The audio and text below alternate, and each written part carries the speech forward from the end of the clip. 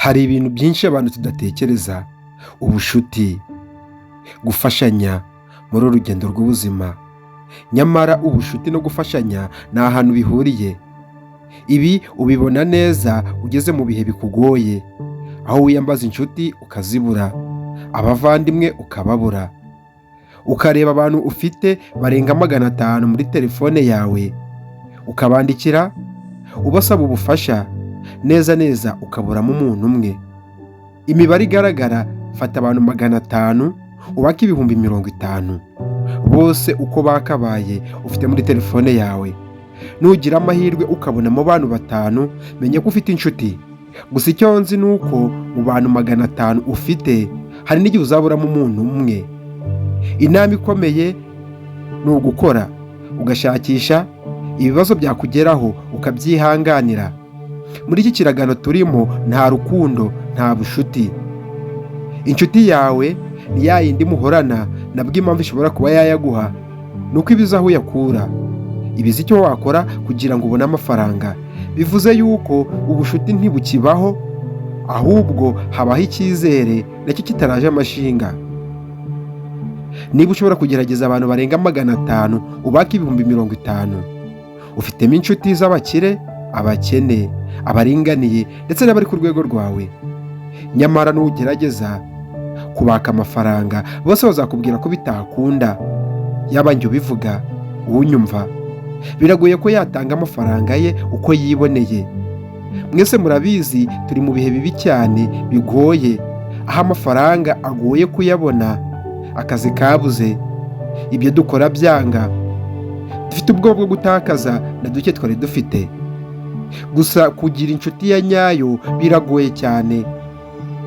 Ni nko kugushyira mu nyanja rwagati ngo woge uyambuke ujye ku nkombe z'inyanja, nko gutereka mu nyanja y'Ubuhinde mo hagati rwagati cyangwa se Pacifique, wibwira ko uzagaruka ku butaka. Biragoye cyane. Kugira inshuti ni urugendo rukomeye. Nyamara inshuti yawe ya nyayo ni wowe ubwawe, amarangamutima yawe, ibitekerezo byawe, nawe ubwawe wibwiza ukuri. Niyo nshuti. Niba nkubeshye, uzakora ubushakashatsi ku bantu ufite, ubereke agahinda kawe.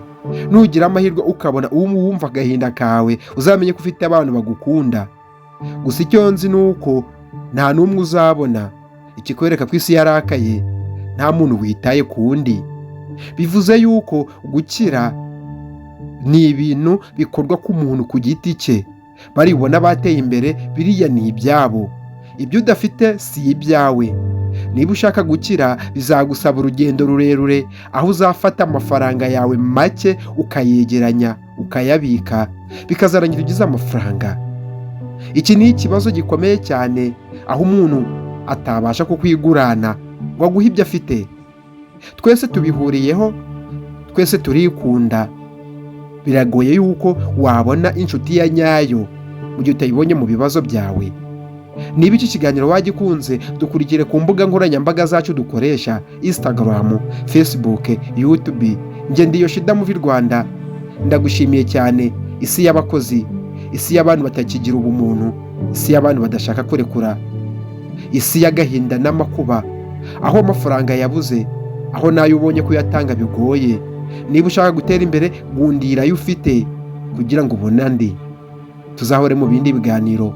Twari turi kuganira ku nshuti, akamaro k'inshuti mu buzima bwacu bwa buri munsi. Aho ugira ibibazo ukaziyambaza ukazibura, bivuze yuko muri iyi si waje wenyine, nta wundi muntu mwazanye. Nunapfa uzagenda wenyine. God bless.